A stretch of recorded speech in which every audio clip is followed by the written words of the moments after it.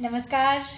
भारतवाणी से मैं कविता प्रस्तुत हूँ राष्ट्रकवि मैथिली शरण गुप्त रचित उनके प्रथम प्रतिनिधि खंड काव्य भारत भारती की 55वीं कड़ी के साथ। वर्तमान खंड का अंतिम चरण है आज।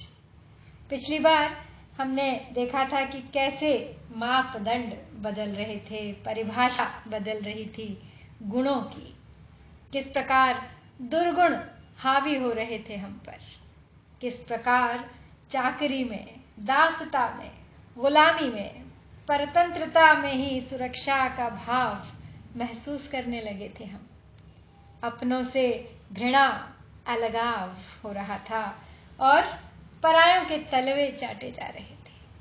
क्षणिक लाभ के लिए पहले आतंक सहा, फिर गुलामी, और न जाने कब ये इंसानी मजबूरी और स्वार्थ हमारे देश, धर्म और सामाजिक कर्म से ऊपर हो गया।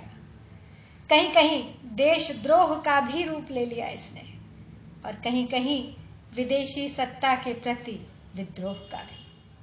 आज भी उसी अध्याय के कुछ अंतिम पदों में हम देखेंगे हमारे अभाव, हमारी कमियां, हमारी कुछ और विकृतियां। कर है हमारे किंतु अब कर्तृत्व हम में है नहीं, हैं भारतीय परंतु हम बनते विदेशी सब कहीं। रखते हृदय है किंतु हम रखते न सहृदयता यहाँ। हम हैं मनुज पर हाय, अब मनुजत्व हम में है कहाँ। कर है हमारे किंतु अब कर्तृत्व हम में है नहीं, हैं भारतीय परंतु हम बनते विदेशी सब कहीं। कर है हमारे, कर अर्थात हाथ, तो हाथ पांव सलामत है हमारे, किंतु कर्तृत्व का भाव नदारद है, गायब है। कर्तव्य और कर्तृत्व अर्थात क्या करना है, क्या दायित्व है हमारे, और क्या सही है, क्या गलत है, इसकी समझ, कर्ता का गुण धर्म और उसके पीछे एक दृढ़ निश्चय, एक विश्वास मन में होना चाहिए उस संकल्प को पूरा करने का। प्रयोजन ही स्वार्थ था तो जो भी योजना होती उसे कर्तृत्व तो कहा ही नहीं जा सकता। भारतीय होते हुए भी विदेशी बनने, विदेशियों की नकल करने की कोशिश करना ही हमारा लक्ष्य रह गया था। उन्हीं की भाषा बोलने में गर्व की अनुभूति होती थी जो आज भी होती है। और विडंबना देखिए, अपनी भाषा संस्कृत जो सर्वगुण संपन्न थी, हाईली साइंटिफिक, उसे हमने भुला दिया। और हम स्वयं जिम्मेदार हैं इस बात के लिए कि हमारी उस भाषा का विकास नहीं हो पाया जो कंप्यूटर के लिए सबसे ज्यादा उपयोगी हो सकती थी। कहते हैं ना, मातृभाषा से जुड़ी शिक्षा से आप जल्दी अपना संबंध स्थापित कर लेते हैं और वो अधिक समय तक, चिरकाल तक, अंत तक आपके साथ रहती है।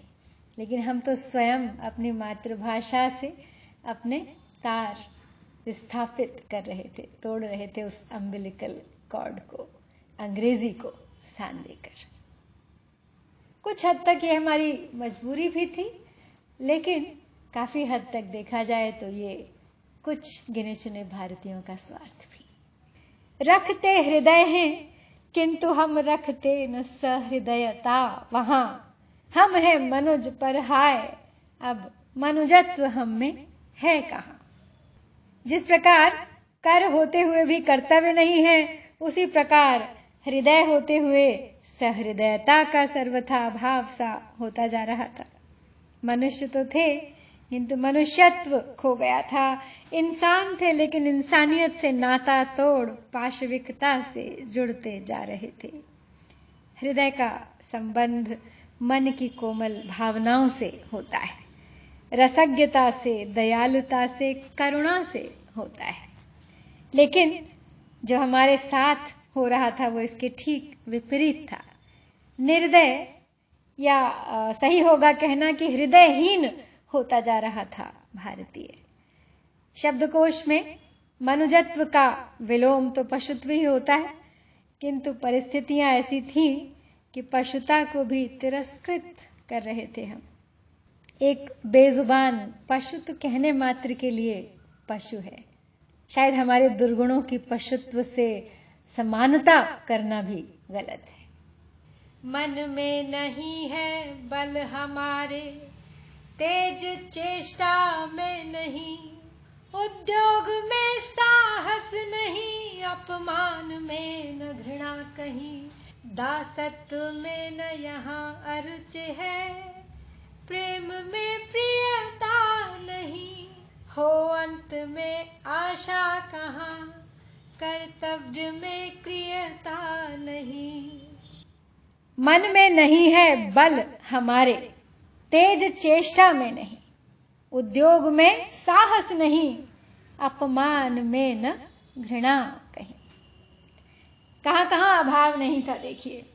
मन था तो मनोबल नहीं था, तेज था लेकिन चेष्टा नहीं थी, पुरुषार्थ नहीं था उसे साकार करने के लिए, और पुरुषार्थ बिना तेज को धूमिल होते देर नहीं लगती। जब अमावस की रात चांद को भी ढक देती है, सूर्य देव को भी जब ग्रहण काल ग्रस्त लेता है, तो एक दास, एक भारतीय भला करता भी तो क्या। अधिक से अधिक वो विद्रोह कर सकता था या संगठन कर सकता था, लेकिन ऐसे किसी उद्योग का साहस ही नहीं था उसमें। हीन भावना से इस प्रकार ग्रसित हो चला था कि अपमान सहकर भी वो घृणा नहीं कर पाता था उन विदेशियों से जो उसे अपमानित करते थे। चुपचाप खुशी खुशी अपमान सहना उनके हाथों और उसी को अपनी नियति मानना, यही मनस्थिति हो गई थी, और यही आगे भी पढ़ाई जाती थी आने वाली पीढ़ियों को। यूं ही नहीं, पीढ़ियां दर पीढ़ियां गुलाम हो जाती हैं किसी कौम की। तो भारत की कोई एक पीढ़ी गुलाम नहीं थी। सौयों सालों की जो मानसिकता थी वो हमारे डीएनए का हिस्सा बन चुकी थी। अब दासत्व में न यहां अरुचि है, प्रेम में प्रियता नहीं, हो अंत में आशा कहां, हो अंत में आशा कहां, कर्तव्य में क्रियता नहीं। दासत्व में अरुचि न होना अर्थात खुशी खुशी दास होना स्वीकार करना, अंग्रेजों की चाकरी करना गर्व का विषय था। प्रेम में प्रियता का आभास तक नहीं होता था। प्रियता, किसी के लिए प्रिय होने की अनुभूति से बहुत दूर थे हम, और अगर कभी कभार कहीं कुछ दिखाई देता था तो वो प्रेम नहीं था, वो सहानुभूति मात्र थी। हर भावना एक तरह का खेल कर रही थी साथ, दिल से दिल तक कुछ नहीं पहुंचता था, केवल ऊपरी भाव था, सब कृत्रिम था। इसका मूल कारण है कि पाश्चात्य दर्शन टिका हुआ है भौतिकता पर, दिखावे पर, भावनाओं की ऊपरी तौर पर लीपा पोती पर। हो अंत में आशा कहां, अंत में आशा, किसी कर्म का सोचा समझा सुनियोजित अंत आशाजनक ही होता है। कोई भी कर्म किया ही जाता है एक सफल मनोरथ के लिए, एक सफल अंत की अभिलाषा के साथ, किंतु जब कर्तव्य में ही क्रियता का, करने का भाव न हो तो उस कर्म के दूसरे सिरे पर अर्थात अंत में आशा की झलक असंभव है। सीधी सी बात है, करता हो कर्तृत्व होगा और फल की आशा भी, लेकिन यहां तो जो करते थे वो अपना कर्म था ही नहीं, अपनी इच्छा से था ही नहीं, वो तो केवल किसी का हुक्म बजाना था, और उसका प्रयोजन भी उसी मालिक का होता था जिसका हुक्म था। तो जब न कर्म अपना, न मार्ग अपना, न प्रयोजन अपना, तो भला फल अपना कैसे हो सकता है? वो फल इससे अधिक क्या आशा दे सकता है कि मालिक खुश होगा, शाबाशी देगा, पीठ थपथपाएगा और सेवक फिर से एक नया हुक्म बजा लाएगा। बस यही चक्र चलता रहेगा निरंतर। इसमें उस सेवक के हाथ क्या आएगा? एक नया कर्म, थोड़ी और मेहनत, अपना कुछ नहीं है उसका। उत्साह उन्नति का नहीं है, गति का नहीं, है स्वल्प सा भी ध्यान हमको, समय की गति का नहीं।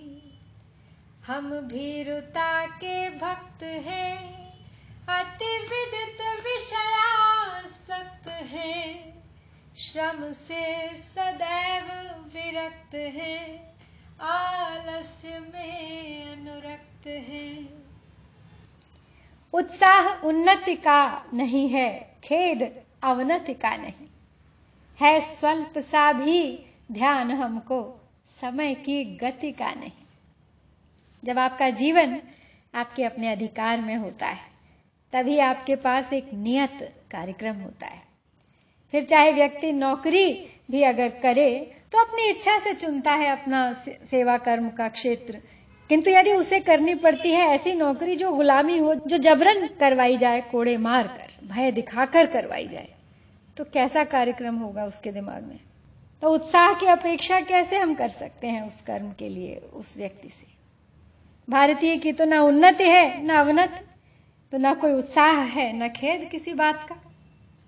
सब दिन रात सुबह शाम एक समान है उसके लिए, ना आभास है समय की गति का और ना ही एहसास है समय के प्रभाव का। जागृति की अवस्था ही जिसकी इतनी अस्पष्ट है, तो स्वप्न तो उसके धूमिल ही होंगे ना। हम भीरुता के भक्त हैं, अति विदित विषयासक्त हैं, श्रम से सदैव विरक्त हैं, आलस्य में अनुरक्त हैं। भीरुता अर्थात कायरता, डर, भय, जिसका भला कोई भक्त हो सकता है क्या? लेकिन हम अगर थे न केवल कायर, बुजदिल, भीरु, बल्कि भक्त, भयशीलता के, तो अवश्य वो भीरुता ही हमारे लिए मुक्ति देने वाला उपाय रहा होगा। मोक्ष समान फलदायक रही होगी हमारी कायरता, हमारा डर, हमारा भय। अभिप्राय यही है कि डर डर के जीने में ही सुरक्षा का एहसास होता रहा होगा, और वही सिखाया जाता होगा बच्चों को भी। विषयासक्ति में लिप्त रहने की आदत भी विदेशी डाल ही चुके थे हमें। हमने देखा है पहले कैसे हमारे राजे रजवाड़ों को, उनकी संतानों को विषय विलास की लत डालकर उन्हीं की चार दीवारी में कैद कर स्वयं शासन अपने हाथों में संभाल लिया जाता था। कुछ प्रिवी पर्सेस के नाम पर उनको दे दिया जाता था, जैसे कि कुत्ते को रोटी के टुकड़े डालकर वफादार बनाया जाता है।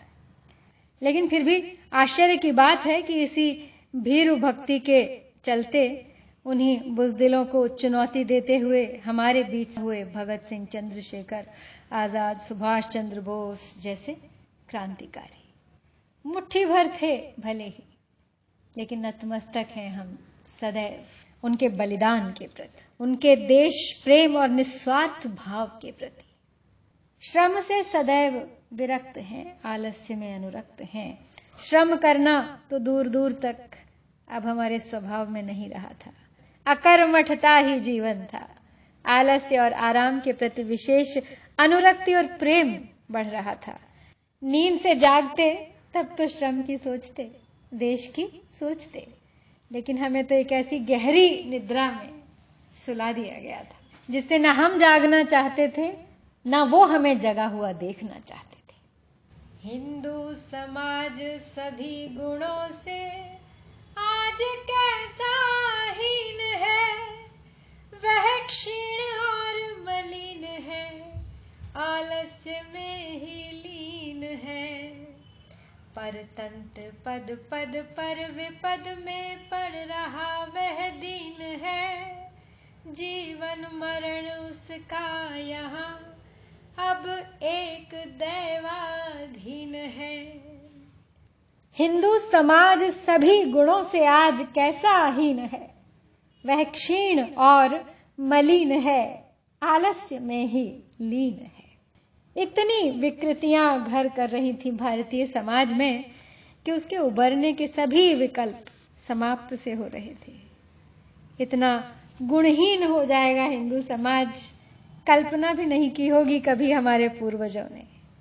ये विकार हमें खुद अपना शत्रु बना रहे थे, हमें क्षीण, कमजोर, निर्बल बना रहे थे। जो कभी शुचिता, स्वच्छता, धर्म, कर्म के अनुयायी थे, अब चल पड़े थे मलिनता के मार्ग पर। सब पाठ सत्कर्म के, पवित्रता के अतीत में ही दफन हो गए थे। उजागर थे तो केवल दुष्कर्म, दुर्गुण, अभाव, विकृतियां। परतंत्र पद पद पर, विपद में पड़ रहा वह दीन है। जीवन मरण उसका यहां अब एक दैवाधीन है। जो हर कदम पर परतंत्र है, वो विपत्ति में तो पड़ेगा ही। वास्तव में लाख लांछन लगाएं, लाख उलाहना दें उस परतंत्र भारतीय को, किंतु उसके अस्तित्व को, इतिहास को जाने गहराई से, तो अनायास ही सहानुभूति भी होने लगती है उससे। वास्तव में उसके हाथ में तो कुछ था ही नहीं, और कई पीढ़ियां उस दीन की पहले ही गुजरी थीं विदेशी आक्रांताओं के जुल्मों सितम के तले। यह गुलामी का भाव अब केवल बाहरी नहीं था, उसकी आंतरिक संरचना का हिस्सा बन चुका था, उसके खून में आ चुका था। हार मानकर बैठ गया था, खुद को भाग्य के भरोसे छोड़ चुका था। जीवन मरण अब उसका दैव के ही अधीन है, अर्थात भाग्य के भरोसे। शायद स्वयं को निश्चिंत रखने का एक तरीका यह भी है कि सब कुछ भाग्य के भरोसे, विधाता के, नियति के भरोसे छोड़ दिया जाए।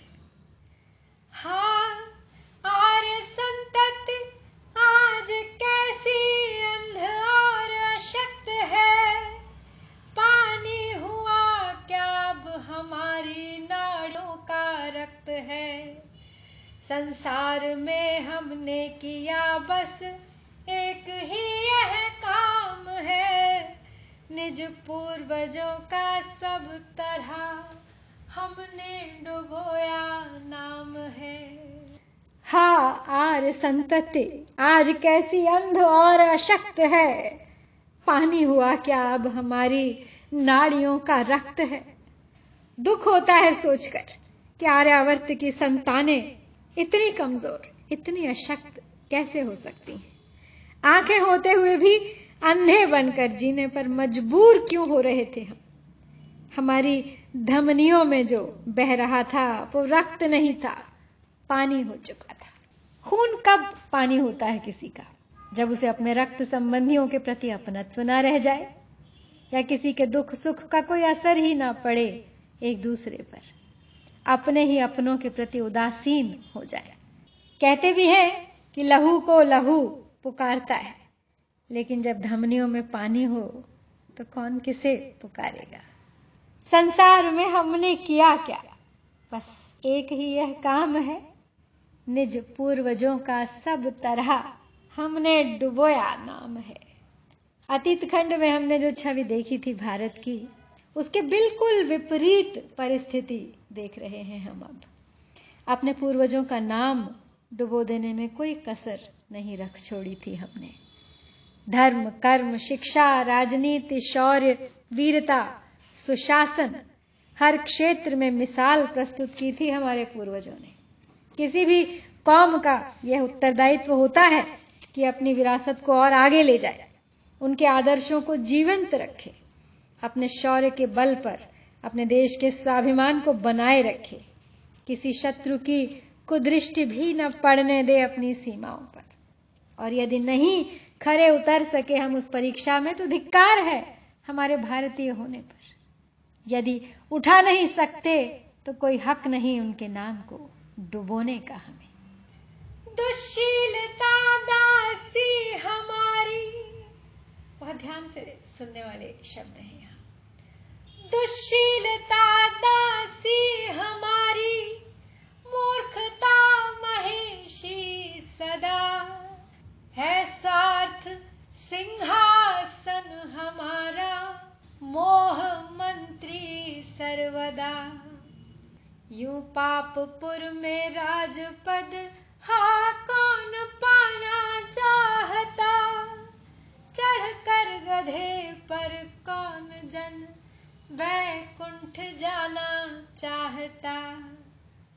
दुश्शीलता दासी हमारी, मूर्खता महिषी सदा, है स्वार्थ सिंहासन हमारा, मोह मंत्री सर्वदा।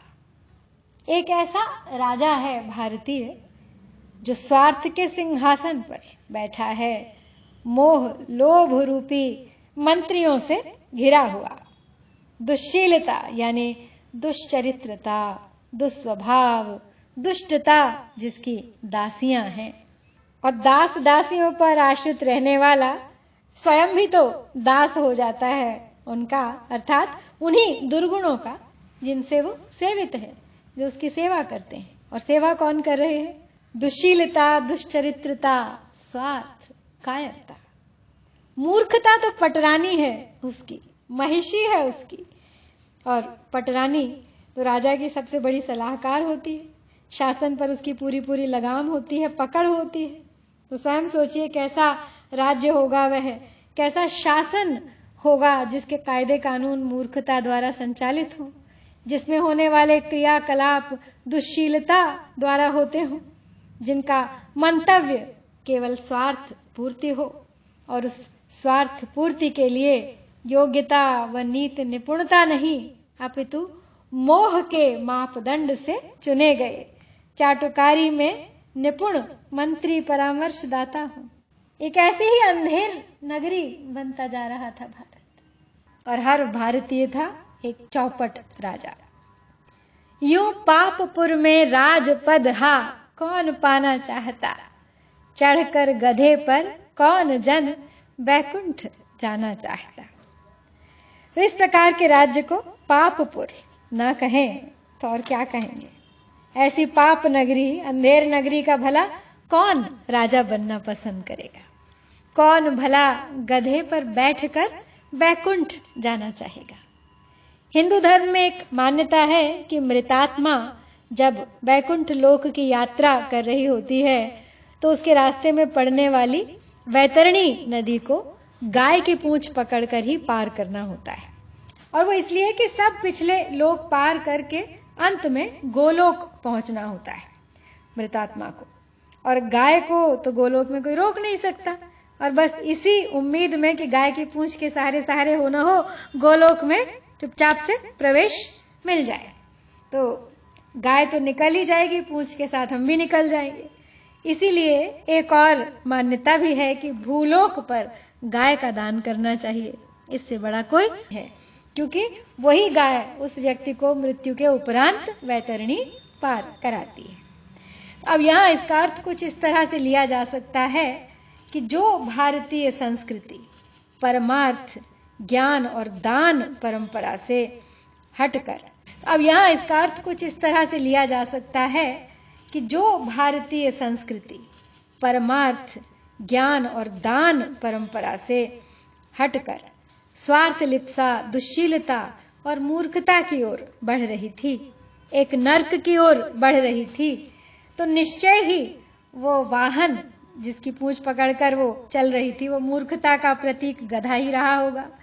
अपने पैरों में खुद कुल्हाड़ी मार रहे थे हम। यदि सही गलत की समझ होती तो यूं पाप नगरी न बना दिया होता भारतवर्ष को, अपने सत्कर्मों से उसे बैकुंठ धाम बनाया होता, और हमारे सत्कर्म सदा हमारा पथ प्रशस्त करते जीवन पर्यंत और मृत्योपरांत भी। भारत तुम्हारा आज यह कैसा भयंकर वेश है और सब निश्शेष, केवल नाम ही अब शेष है। ब्रह्मत्व, राजन्यत्व, युत वैश्यत्व भी सब नष्ट है, शूद्रत्व और पशुत्व ही अवशिष्ट है, हा कष्ट है। भारत तुम्हारा आज यह कैसा भयंकर वेश है और सब निश्शेष, केवल नाम ही अब शेष है। तो भारत देश का अस्तित्व तो अब रहा ही नहीं था, गुलाम थे हम, केवल नाम मात्र शेष था हमारा, बाकी कोई ऐसा चिन्ह या विशेषता दिखाई नहीं देती थी, जो हमें निराशा से आशा की ओर ले जाती। जिस भारत माता के मुखमंडल पे सौम्यता, शांति झलकती थी, वीरता, संपन्नता और ज्ञान की मूर्ति थी, जो आज वही मुखमंडल मलिन हो रहा था, श्रृंगार उजड़ गया था उसका। भयावह, शोकमग्न, त्रस्त, भयभीत दिखाई दे रही थी भारत माता। ब्रह्मत्व, राजन्यत्व युत वैश्यत्व भी सब नष्ट है। शूद्रत्व और पशुत्व ही अवशिष्ट है। हाँ, कष्ट है। ब्रह्मत्व अर्थात ब्रह्म ज्ञानी या तपस्वी होने की अवस्था। राजन्यत्व, राजा या शासक होने का मान। वैश्यत्व, सुदृढ़ व्यापार नीति, अर्थव्यवस्था को चलाने वाले कुशल व्यापारी होने का अनुभव। तो ये सभी गुण तो कहीं भी दिखाई नहीं दे रहे थे पराधीन भारत में। कृषि प्रधान भारत में तो अब बेचारा भारतीय स्वतंत्र कृषक भी नहीं रह गया था। वो अपनी ही मिट्टी पर विदेशियों का गुलाम था, एक चाकर बनकर रह गया था अपनी ही जमीन पर।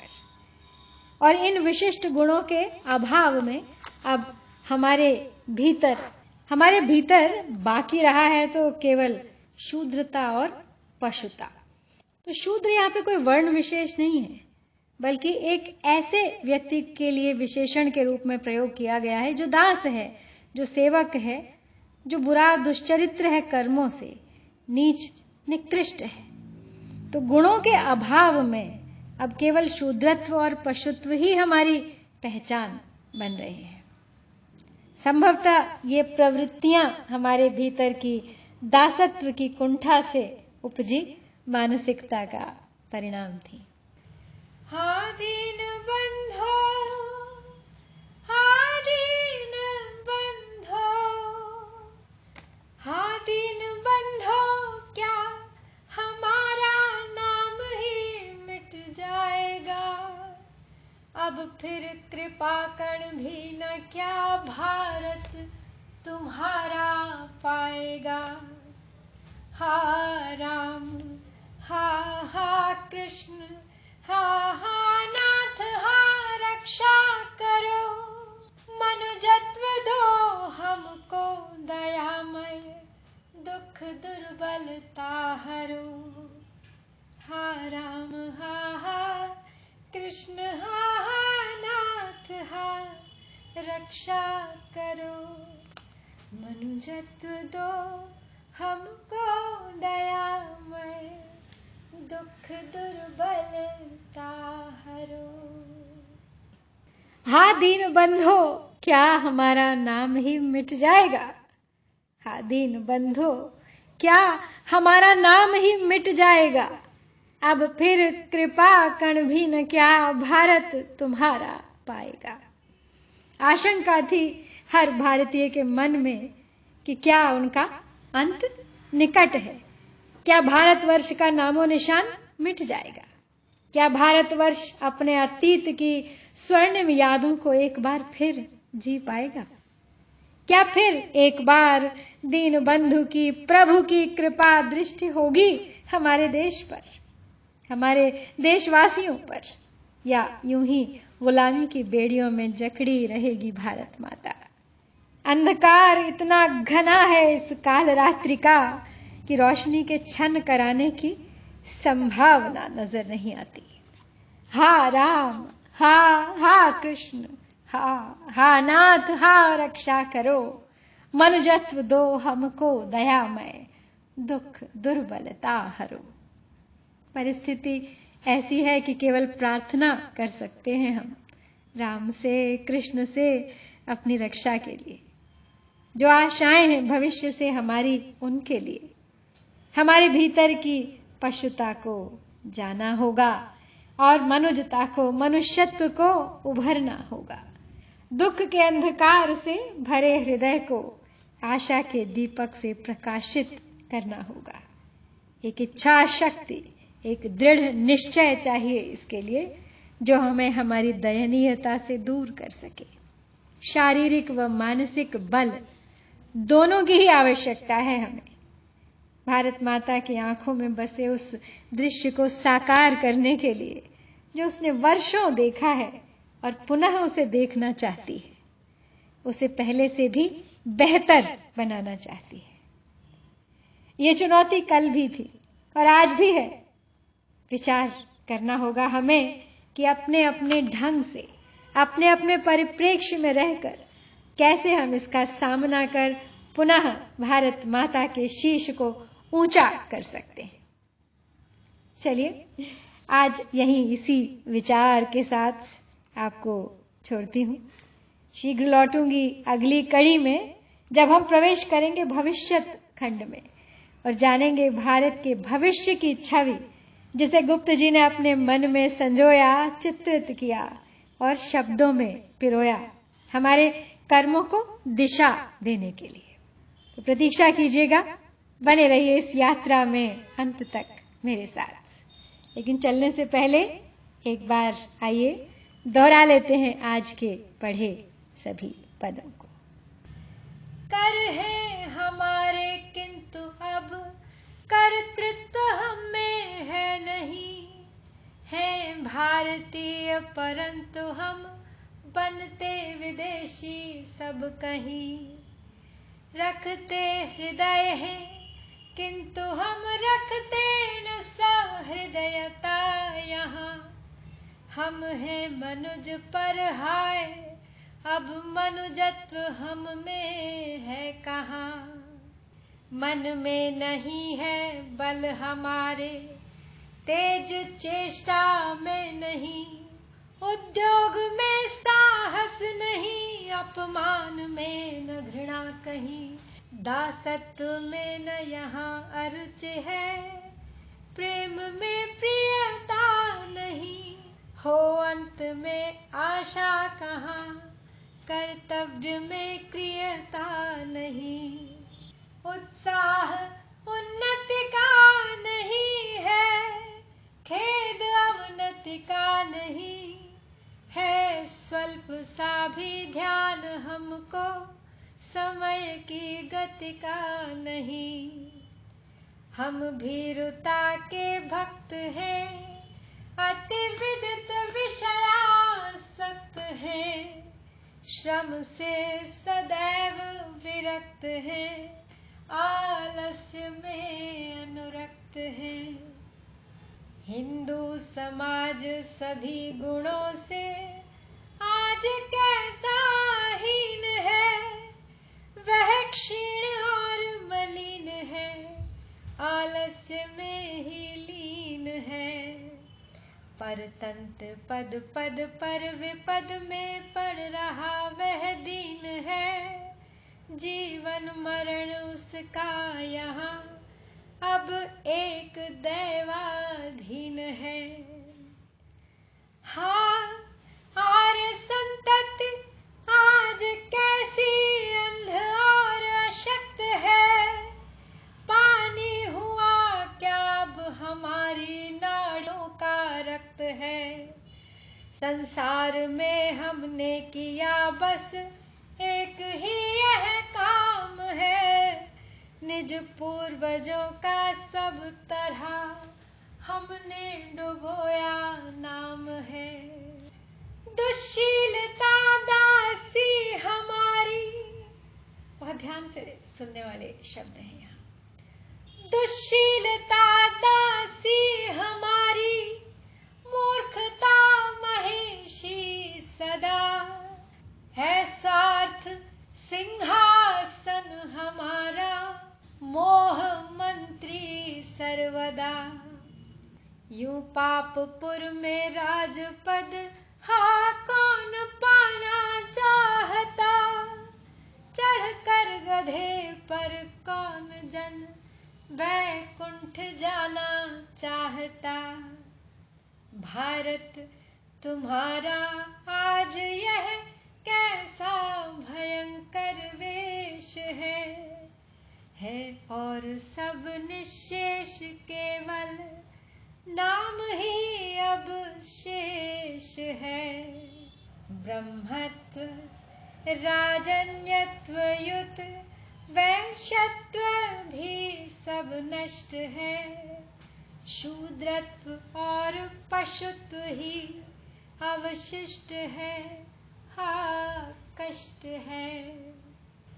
हाँ दीन बंधो, हाँ दीन बंधो, हाँ दीन बंधो, क्या हमारा नाम ही मिट जाएगा?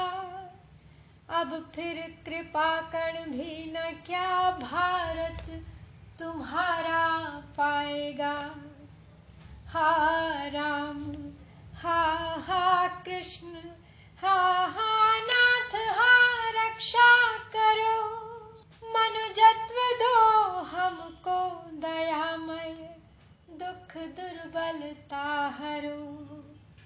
हा राम, हा कृष्ण, हा नाथ, हा रक्षा करो, मनुजत्व दो हमको दयामय, दुख दुर्बलता हरो। जय भारत, जय भारती।